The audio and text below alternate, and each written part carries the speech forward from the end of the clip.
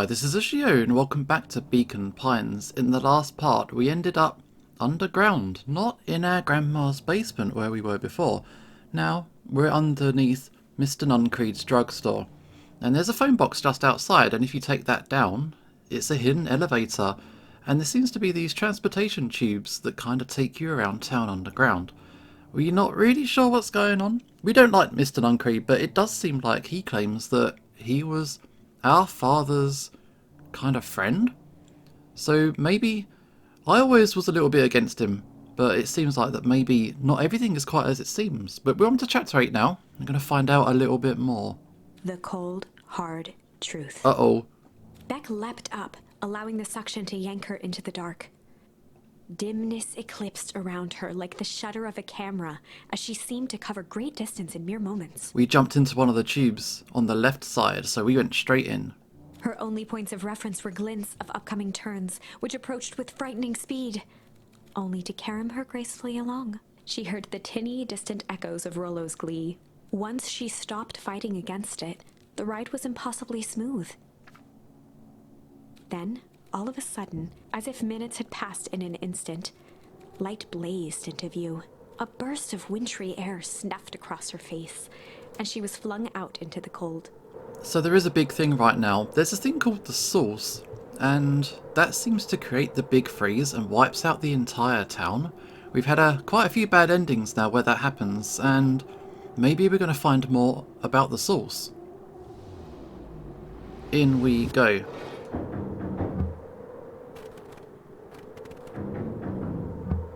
That's it.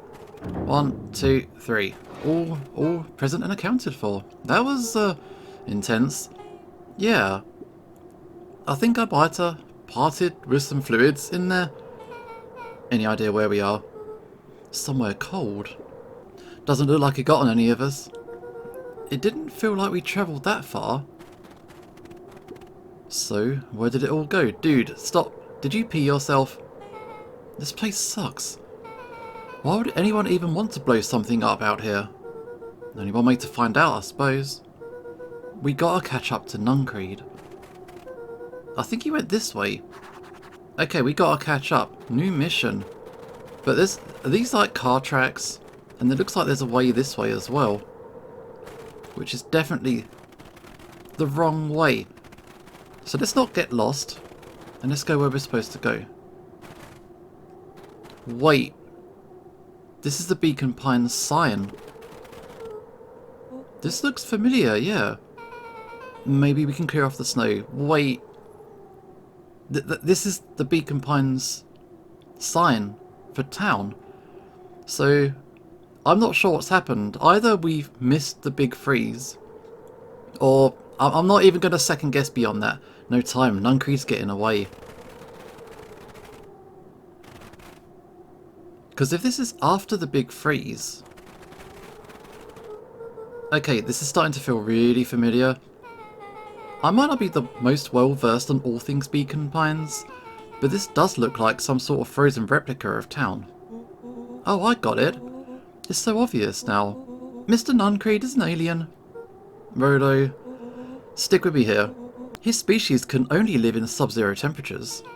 Oh boy, here we go. The Source is their base camp dimension, so naturally they kept it cold. We found it by travelling through these metallic wormholes back there. The final objective, kill us all and shapeshift into a Beacon Pines citizen of their choosing.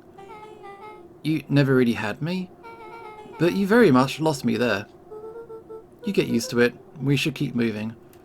I've got a couple of theories of my own, and if I'm going to be honest, they're not that different from Rollo's. Is there, I'm going to say it, I'm just going to say it and sound completely stupid. Is there a time travel element to this game? Because if we've gone past the big freeze, does that mean he's going to like reset time? Because like, look, we've already got a precedent where we can kind of change fate and go backwards and forwards and stuff like this, so it's not impossible, perhaps? So there is that. Also, I had a bit of an idle thought, nothing to do with actually what's going on at the minute. It's about the clipboards. What are the clipboards? I can't get out of my head that time where we were surrounded by 20 of them. Are they clones? What is that about? Okay, so we can walk on the river because it's frozen solid. No one is around. This is perennial harvest. It is smashed to pieces. As they rounded the corner to the frozen town square, they spotted Mr. Nuncreed inching cautiously toward a pit at its center. That's where the, wait. That's where the fountain was, wasn't it? He held his arms out gingerly, as if approaching a beast in the wild. We caught up. Yes. Upon closing the distance, Luca recognized what Nuncreed was after. Gran stood confidently at the edge, one arm outstretched over the abyss. Nearby, a wheelbarrow had been emptied out. She held a lit torch, which flickered in the bitter wind. Wait, is that gonna set things off if she throws fire down there? Uh-oh. Juniper, I don't know what you think you're doing, but I assure you this is not gonna solve anything. If you drop that, you've doomed the whole town. Oh, it wasn't me who doomed this town. I've been watching you, Joseph. I know what you've done. You and your co-conspirators. Gran? What's happening? Luca, you and your friends need to leave right this moment. Mr. Nuncreed turned back toward the kids, desperation in his eyes. Listen to your grandma, Luca. This is between me and Juniper. Rollo and Beck held steadfast in awe. Luca approached closer. Mr. Nuncreed spun back toward Gran, his voice growing louder. You got it all wrong, Juniper. Just hand over the torch. You don't understand what you're doing. How could I possibly trust you to do the right thing? Walt told me everything. He trusted you, and you betrayed that trust. Luca, did you know that this man's entire life is a lie? If it weren't for him, your father might still be alive. Mr. Nuncreed winced with anguish. His voice hardened. It's not true. They both now yelled, not to each other, but at fate itself, making their peace with long-held burdens. The wind howled with encouragement. Walt was like a brother to me. We just had different ideas about how to effect change. Very convenient that your way just happened to line your pockets. That's not fair. They menaced at each other, both catching their breath. The moment balanced on a knife's edge. Amid a blur of emotions and memories, Luca's mind flooded with questions. The wind calmed, as if to give him the stage. And in the stillness, he began to weep. And in the stillness, he began to weep. It was all just too much. Falling to his knees, Luca whimpered softly. The tears crystallized as they hit the snow. Gran stared at Luca for a moment with warm sympathy, remembering why this was all necessary. This will all make sense soon, Luca. Then everything can go back to normal. I promise. She stiffened up and brandished the torch at Mr. Nuncreed. You can't hide behind those people any longer, Joseph. Once their precious source is destroyed, we'll see where their loyalties fall. Juniper, don't. Ignoring his final plea, Gran flung the torch into the deep darkness. She smiled and exhaled in relief. Mr. Nuncreed moaned in resignation. The torch echoed as it ricocheted down the hole, punctuated with a thunderous thud. You see, Joseph, I've learned one very important lesson in life. If you want things to change, then you must be willing to... Before Gran could finish, the ground shook her to silence. I think you done a bad thing. Nuncreed was right.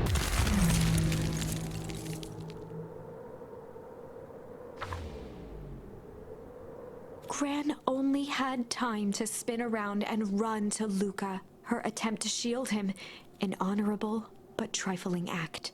Unflinching love, pitted against an unthinking horror, there was no contest. Her warm embrace froze in an instant. That is where they remain, fixed in place, forever. And so, our story ends on this melancholy scene. In a town brought low by its secrets, sits the frozen statues of a misguided band of meddlers. The end.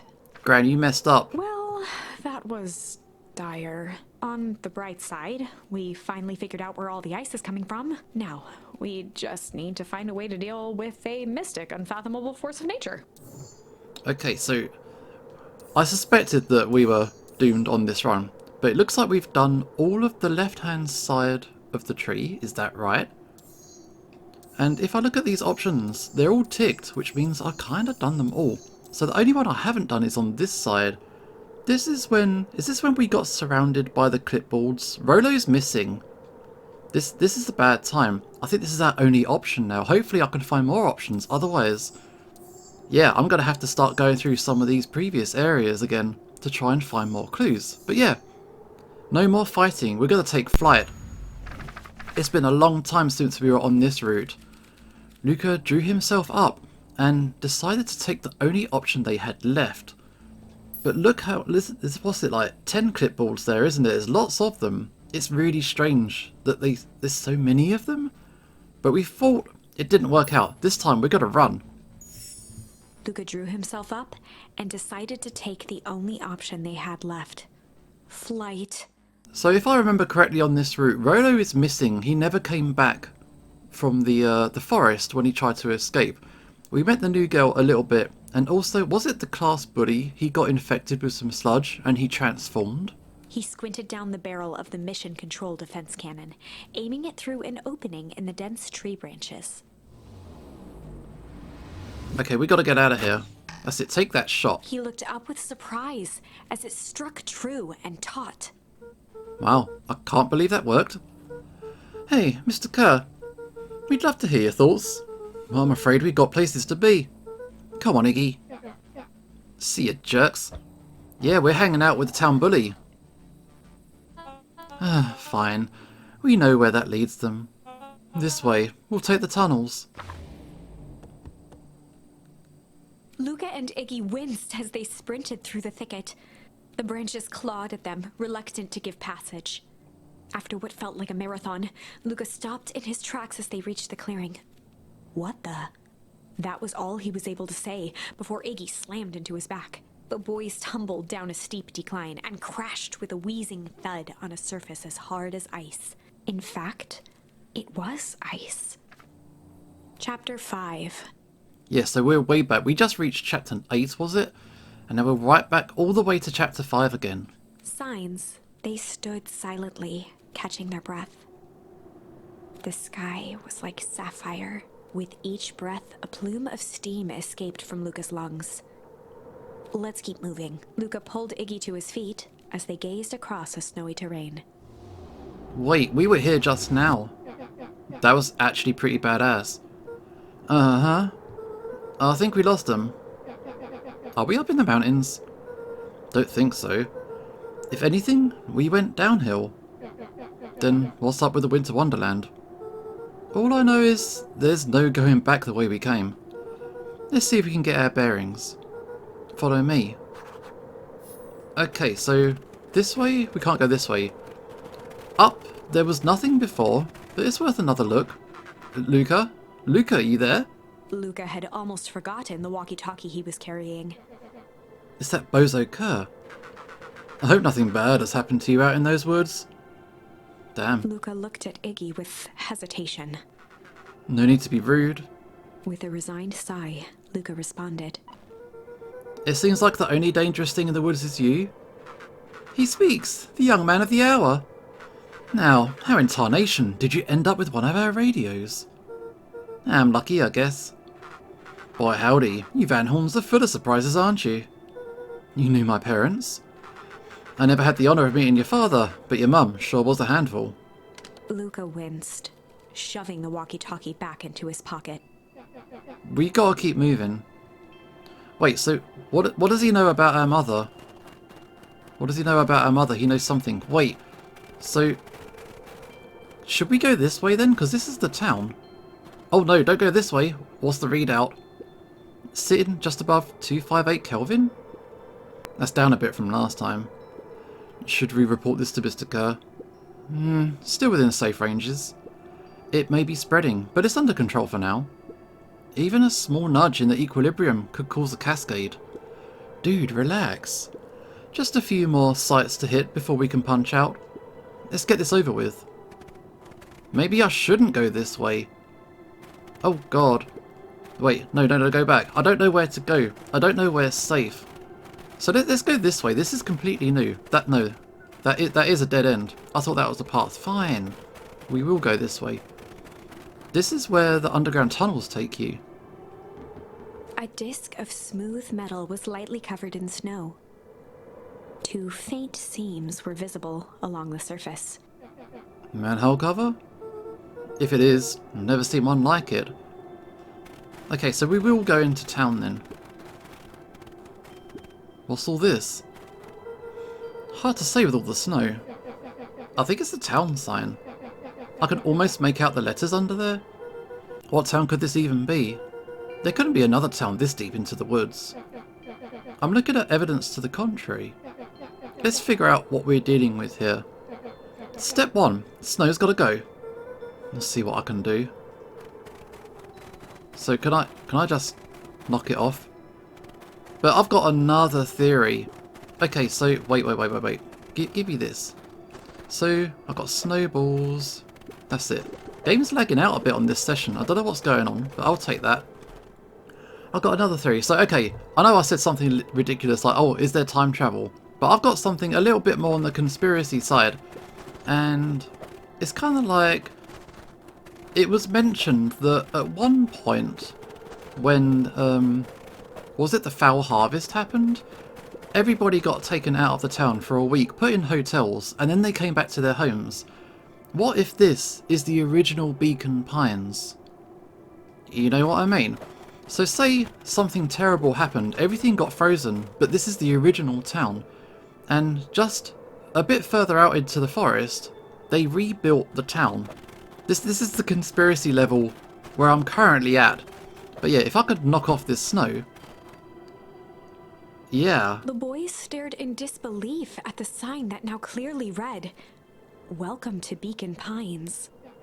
This doesn't make any sense. We're in Beacon Pines? How's it possible? We ran away from town. How did we get back here? I guess we got turned around? Where did all the snow come from? Well, it's been colder than normal lately. There's a pretty big difference between sweater weather and this Arctic hellscape. The puddle we fought at before, it was cold too. Maybe all of it leads to one source. You think it's related? What the hell's going on? We're gonna get you some answers. Let's keep moving.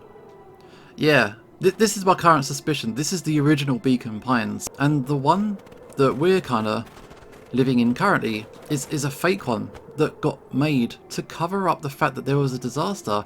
Why they didn't demolish it, I'm not quite sure, but okay.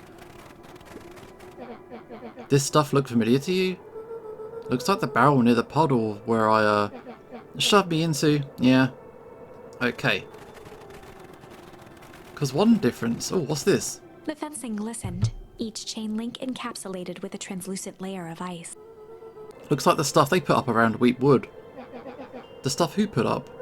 I don't know. Because normally we can cut through here, and this is where our treehouse is. It's frozen. Looking down at the frozen stream, Luca could faintly see a school of minnows encased in the ice. Whatever happened here, it happened fast. The fish didn't even have time to run. Or, you know, swim run. So yeah, this is my big suspicion. This is the original big freeze that happened. It was a bad time. Okay. The crunching of footsteps trailing Luca went hush.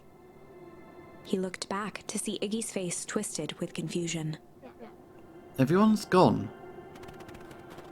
What? There's nothing here but more snow? There must be an explanation for all this. We have to keep looking. You could look all you want. I quit. Iggy, we have to keep going. You don't get it, do you? This isn't one of your pathetic Hankatomic stories. We aren't going to save the day. We aren't even going to save ourselves. My face is mangled, the town's destroyed, and everyone we've ever known is gone. We don't know that. You can't just quit. Do whatever you want. I'm done. Iggy, it's gonna be okay. Luca peered upward at the darkening sky. He let out a long, foggy breath. Faintly, Iggy began to cry. Seeing Iggy in such a pathetic state gave Luca a sense of compassion, and more than a little guilt. It is getting pretty late, I think. Probably not a great idea to stumble around in the dark anyway. Luca allowed himself to collapse next to Iggy. Let's just rest for a bit. The boys huddled together for warmth and comfort. If not for exhaustion, their minds would be racing, trying to make sense of the events of the day. As it was, all they had energy for was to sit in silence, numb. It's just desolation. But there were a couple of people in hazmat suits as well, so I'm a little bit worried we might bump into other people. The way the snow covered everything over is kind of calming. Yeah. I haven't had time to say it, but thanks. Huh? For getting us away from the creeps? I sort of froze up back there. Iggy, I should be the one apologising. This all happened because I lost my temper. Nah, that's bull hockey. First of all, you didn't know what that gunk would do. You didn't, right? Of course not. Second, stop with this baloney about losing your temper. But I did lose my temper. Iggy motioned sarcastically to his half-deformed face. Obviously. But that's exactly what you should have done. Huh? I was being a horse's ass. You were supposed to be a horse's ass in response. That's how it works. Iggy, I'm having a hard time following. You wanted me to fight you? Of course. Geez, you goody-goody types take forever to understand this very basic point. Why would you go around saying cruel things trying to get into fights? Iggy shrugged. Something to do. You're a real arsehole because you're bored?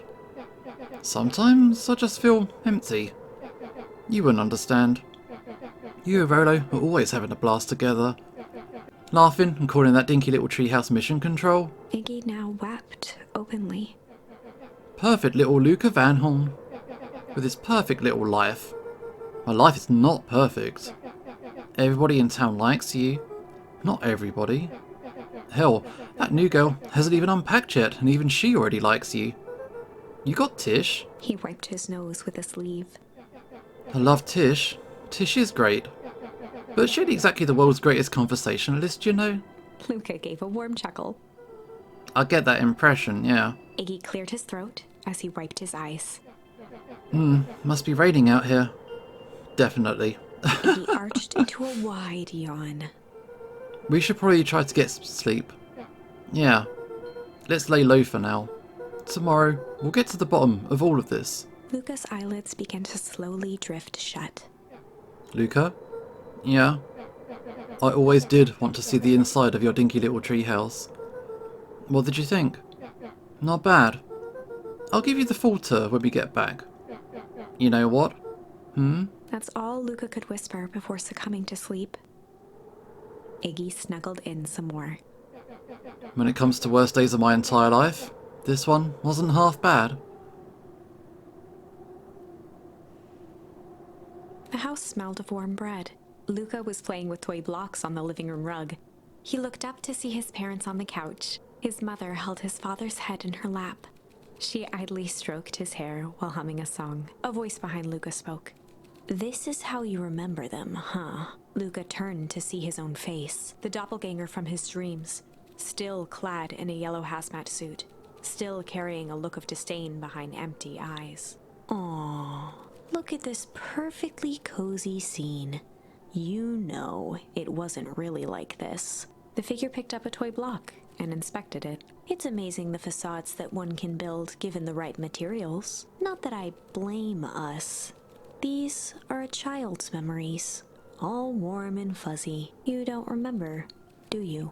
Luca snatched the block from the figure's yellow-gloved hand.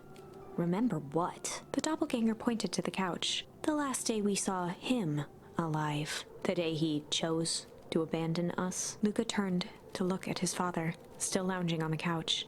"That's not true. He didn't abandon us." The doppelganger waved his hand dismissively. "Everything is true here.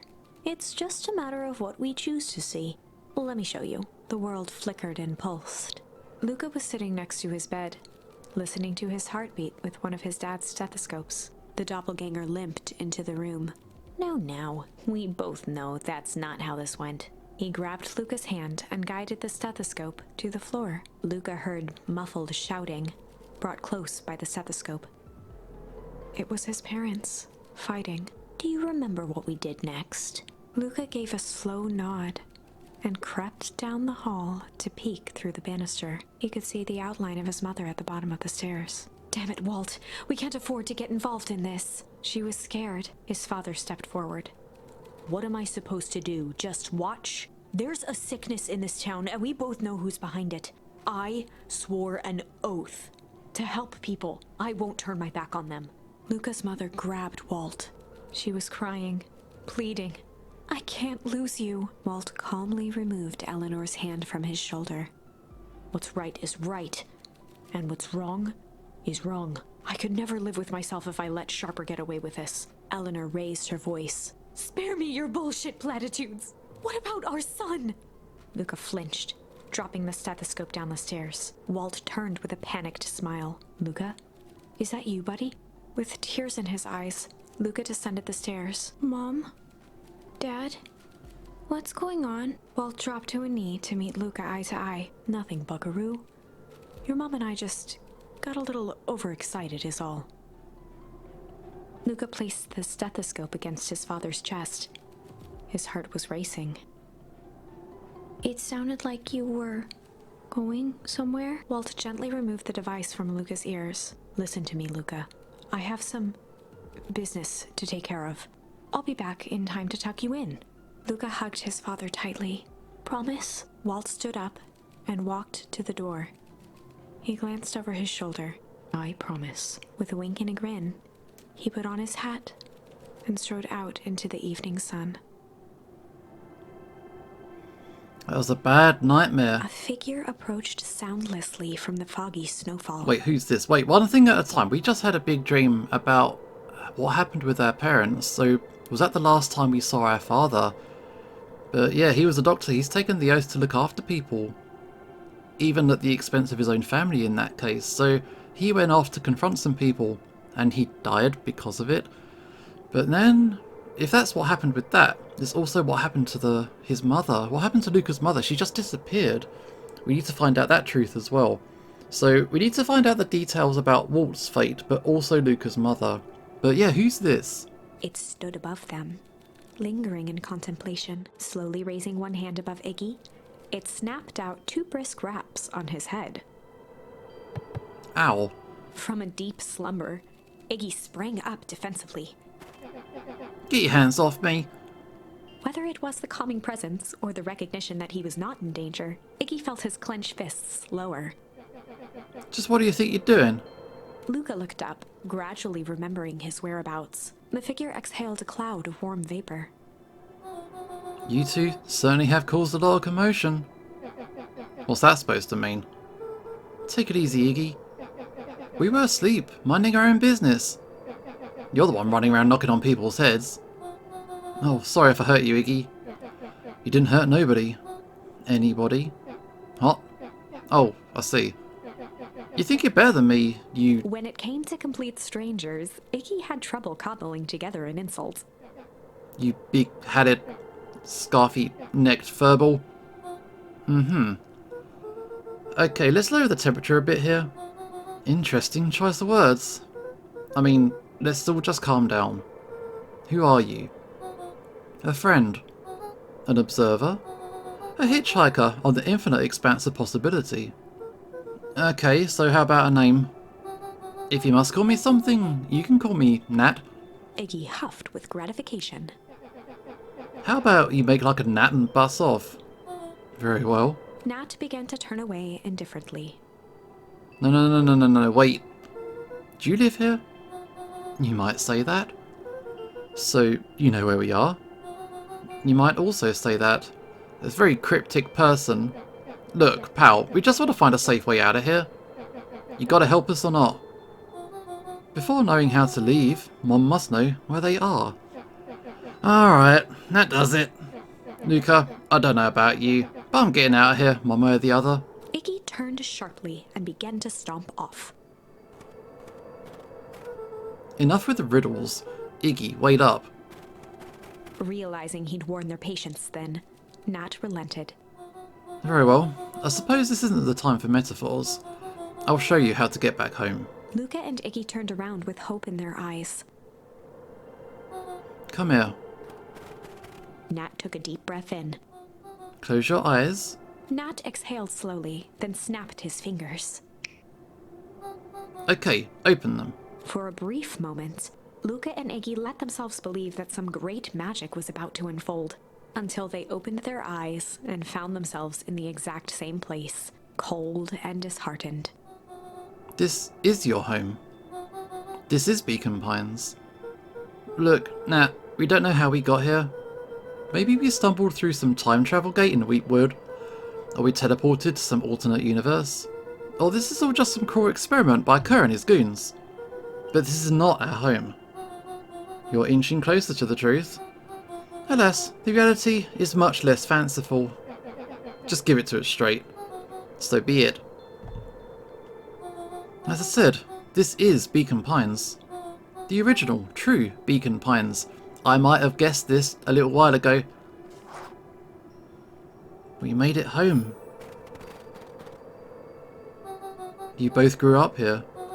But the town you've called your home for the past several years is a replica. Ah, I called it! Yes, a remarkable achievement of engineering, to be fair. But a replica nonetheless. That's impossible. It's too much work. You'd need a whole town to replicate a whole town. Indeed, to pull off such a feat would require immense labour power. That which could be moved would be moved. That which could not would require a precise duplicate. We would have noticed. Someone would have noticed. You'd think so, unless the auditing was impeccable. A mind-numbing attention to detail, the clipboards. As for the innumerable trivialities which complete the tapestry, well, you can leave that to this miraculous thing we call a brain. It has a real aversion to discontinuity, a revulsion even. The brain has a wonderful way of smoothing out the rough edges and keeping us sane. Luca and Iggy looked around uncomfortably. So you're saying that someone made an entire new town and moved us all and no one noticed? Precisely. But why? Why is the one question that can never be answered with certainty. The best one can do is to uncover... Nat narrowed his eyes, furrowed his brow, and uttered, the source. Why'd you say the source like that? Why indeed. Luca began to laugh uncomfortably. This is all so ridiculous. There's no way they could. He looked down at his feet. His eyes started back and forth in contemplation. With a sudden pain, a thought struck him. If this really is home... He sprinted off into the pale distance. As Iggy turned to follow, Nat called out, Iggy, it's not too late to turn back. Simply head west through Wheatwood. Wait, his house and father's grave? Would that still be there? Chapter 6. The Source. Nat expressed his sympathy with a shrug and sauntered off as unassumingly as he'd arrived. Oh, thanks, Nat. Bye. He'd given Luca and Iggy what they needed, and nothing more. Thanks. Super thanks. As Luca sprinted across the snow, the events of the past few days became clearer, pieces to a larger puzzle. Rollo said he was underground somewhere, captured. Mr. Kerr tried to cover it up with lies. The clipboards were hell-bent on capturing Iggy. It all seemed to point to perennial harvest, but right now, there was one thing that Luca needed to know. Luca stopped dead in his tracks. Wait, this is where our grave is in the duplicate town. The tree was gone, uprooted and moved, leaving a raw gash in the earth. He dropped to his knees and dug wildly at the cold snow. His numb hands hit something hard. A headstone. A dry whisper escaped Luca's lips. You're here. All this time, I thought I was visiting you. But you've been here, alone, in the snow. Dad, I'm so sorry. They ruined your favourite spot in the world. Our favourite spot in the world. Dad, what do I do? There was no reply. Just snow-covered silence. Why'd you give me the slip like that? What if I couldn't find you, you jerk? Iggy finally noticed the tears welling in Luca's eyes and the snow-covered grave. Oh. Iggy, they stole his tree, Iggy. Yikes. Suddenly, they heard the crunch of approaching footsteps in the snow. Oh, is it hazmat suit people? We gotta hide. Yes. 259k. Fall off distance still good. Dude, did you hear me? I said 259? Sorry. You ever think about what we did here? We saved a whole town of people. Doesn't feel like it sometimes. What about everything we left behind? That's the grave of someone with a family. The people who loved them will never know the truth. The truth is overrated. He bent down to scoop up a snowball and lobbed it playfully. Bam. Hey, don't be such a downer, dude. We took this job to change the world. Yeah. Come on. It's almost lunchtime. That's it. Did he just dance? Did he just dance into the distance like that? Weirdo. Alright, let's stroll off. Here I thought I was a jerk. These dinguses are out here literally dancing on graves? Luca stuttered through heaving sobs. I thought I was visiting him. I thought he was with me. Not gonna lie, that's a bad break. Here's some advice. Iggy gave Luca a solid smack on the back of his head. Hey, who's any of this helping? What? Sitting here in the snow, crying like some pushover. Who you helping? Iggy, look what they did. They lied to everyone. Blah, blah, blah. Luca Van Horn, you're a lot of things, but you ain't no pushover. What'd I tell you before? When some jerk comes at you, acting like a horse's ass, I should stand up for myself? Hell yeah. Kerr and his merry little band of clipboards pulled off this switcheroo for a reason, right? Nat mentioned something about a source. Luca wiped his eyes with a sleeve. Whatever's at the source must be awfully valuable to Perennial Harvest. Sure would be a shame if something unfortunate were to happen to their precious source, wouldn't it? What you got in mind?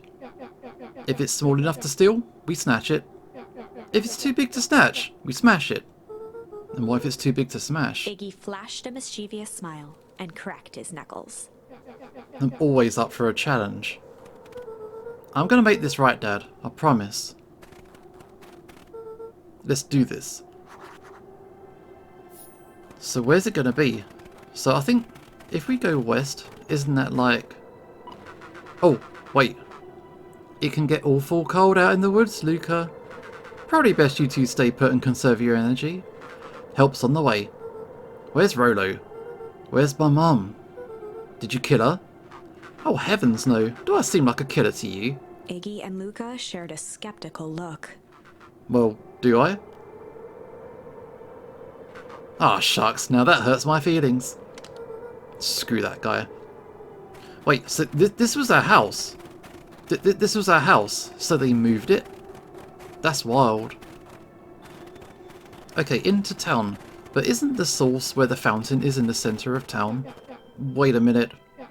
If this is the original town, then that means...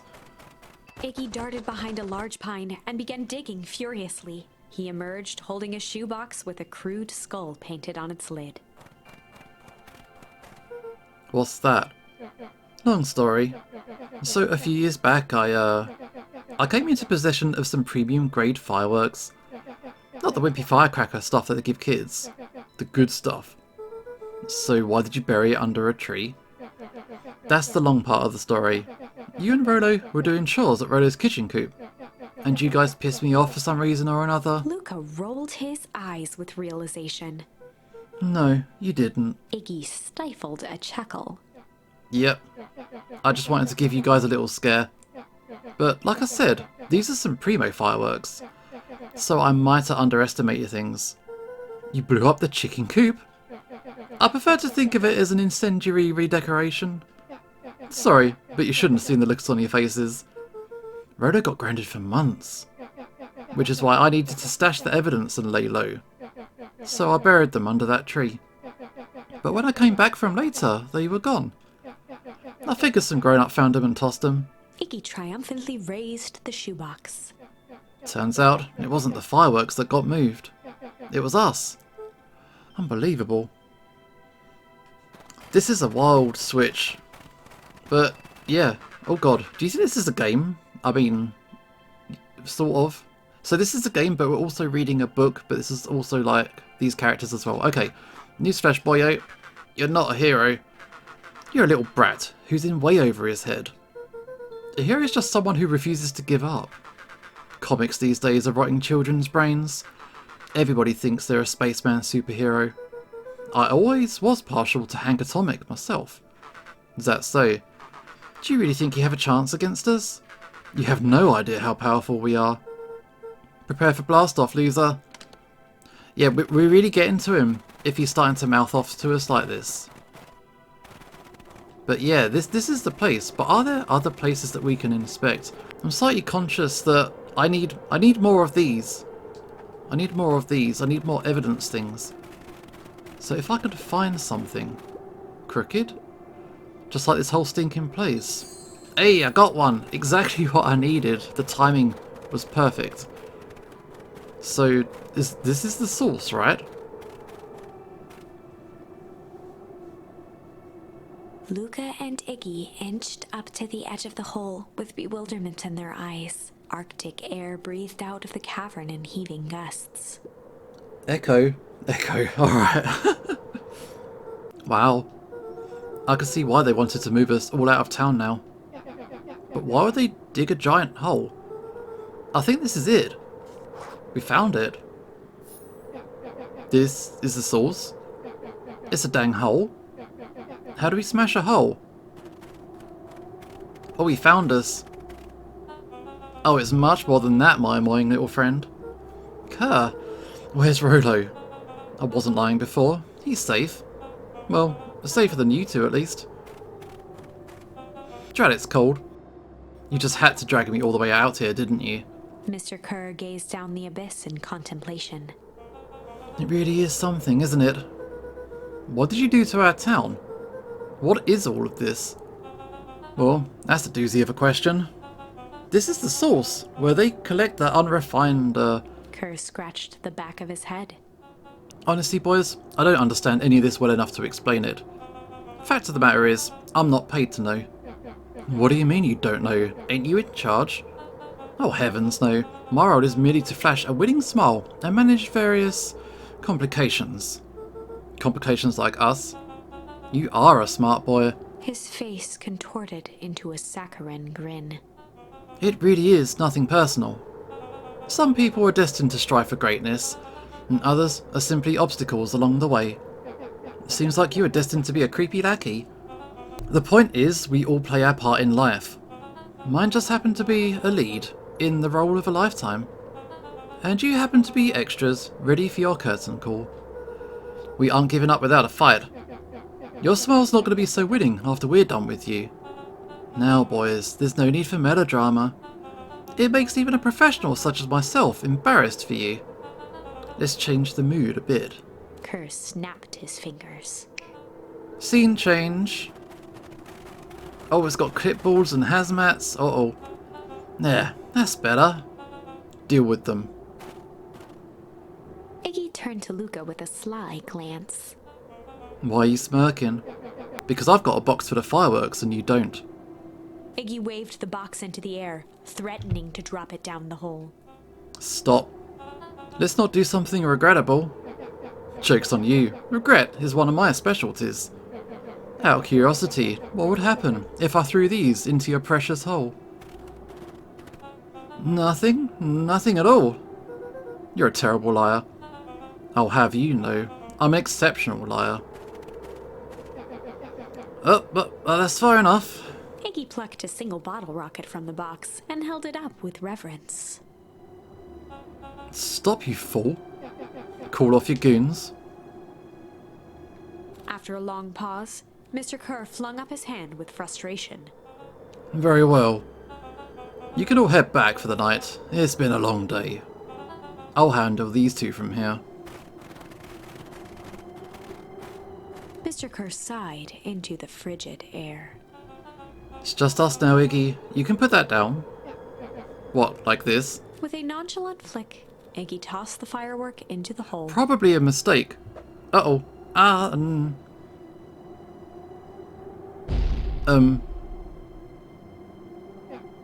Ooh. Whoa. With a growl, Kerr leapt at Iggy, crashing through Luca. Oh no! Iggy tried to twist away, but in the struggle they both tumbled over the side. This ain't good. Luca dove forward, bracing Iggy's hand just before it slipped. His grip was made precarious by the cold, wet snow. He could see Kerr further down, clinging to Iggy's coat. You reckless child, what have you done? Luca, listen to me. Hold on tight and use the walkie-talkie to call them back. What channel do I use? Doesn't make a damn difference, they're always listening. If you do that, the clipballs will just haul us up and snag us both. The only way you get out of this is if Kerr's out the picture. Just let go and save yourself. If he lets go, we both die? I don't want to die, but see the look on your face almost makes it worth it. Mr. Kerr, you've had a long life. Why don't you actually do something selfless and just let go? Mr. Kerr gasped with insult. Long life? I'll have you know I can still play 25. You should have heard me sing the part of Phineas Young. With a wild look in his eye, Mr. Kerr began to hum a proud melody. Wow, he's really got off the deep end. Wow, can you believe this guy? Luca's hand began to cramp. His voice began to crack. Kerr, just let go. No can do. If you want to save your friend, you have to save me too. Luca, look at me. It's okay. Luca felt Iggy loosen his grasp. You aren't going to kill your friend like that, are you? Every muscle in Luca's body burned. I'm not his friend. Yes, you are. Nah, I'm just a no-good bully. Like you, Kerr. Iggy, no. Luca felt his hand slipping. And I told you what you need to do with bullies. I can't. It's your only way out of this mess. Two birds with one stone. It makes sense for us to fall together. Wackadoos travel in packs. A calm settled over Iggy's face. Luca, let me do this. Iggy's voice was colder than the bitter air billowing from the chasm. Let me do the right thing for once. Oh wow. Luca had no choice but to accept or refuse. The refuse. Luca had no choice but to refuse Iggy's request. He tightened his grip and reached for the walkie-talkie in his pocket. A wild delight crept onto Mr. Kerr's face. That's a good lad. Now, radio for help. Iggy begged Luca with his eyes one last time, but Luca pressed the button and called out. We need help. Mr. Kerr is in danger. It wasn't long before they were once again surrounded by clipboards.